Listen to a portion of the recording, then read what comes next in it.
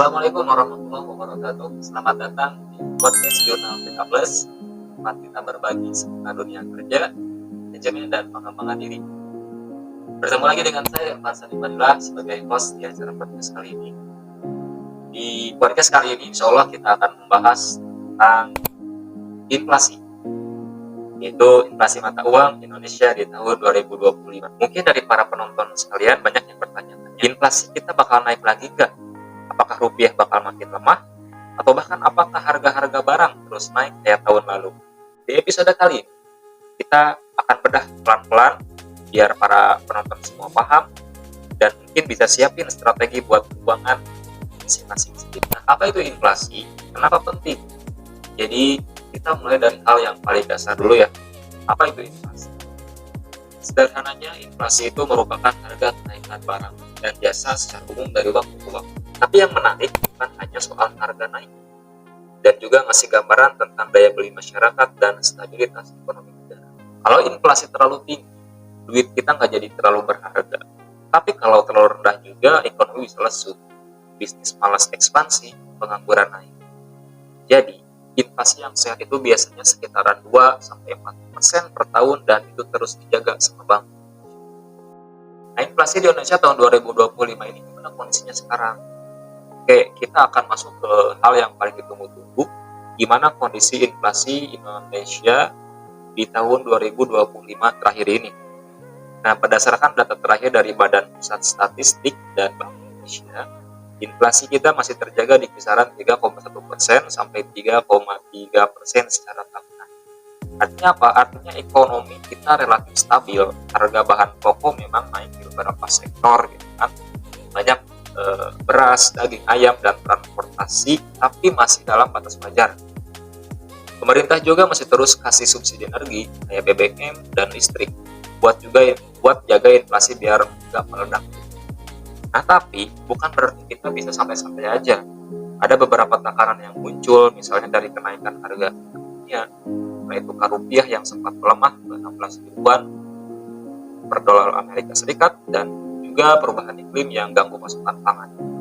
Semua faktor tersebut bisa kita inflasi agar naik di semester kedua tahun 2025 yang lalu. Nah, kenapa rupiah bisa terpengaruh? Sekarang kita bahas soal nilai tukar yang sering banget jadi topik panas. Banyak orang panik waktu lihat rupiah melemah, padahal itu nggak selalu buruk. Melemahnya rupiah itu bisa disebabkan beberapa hal. Yang pertama itu kebijakan suku bunga yang menjadikan dolar lebih kuat. Yang kedua, impor bahan baku dan energi kita yang masih banyak. Dan yang ketiga, arus modal asing yang keluar sementara dari pasar Indonesia. Nah, kalau rupiah turun, harga barang impor itu bisa naik dan itu bisa memicu inflasi. Tapi dari sisi lain, ekspor Indonesia bisa lebih kompetitif.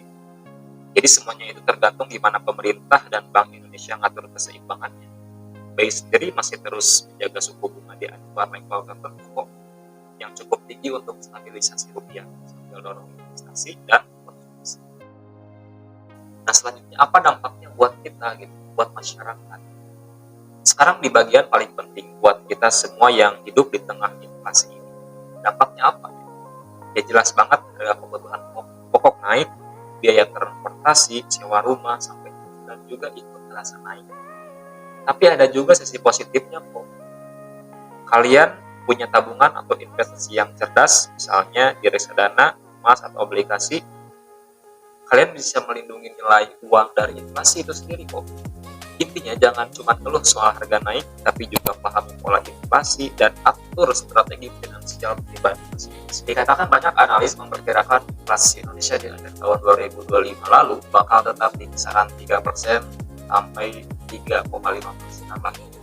Skenario-nya, kalau pemerintah bisa jaga harga pangan dan global nggak terlalu berjanji, kita masih aman. Tapi kalau harga minyak melonjak lagi, atau El Nino bikin panen gagal ya, siap-siap aja harga bisa naik juga lebih cepat.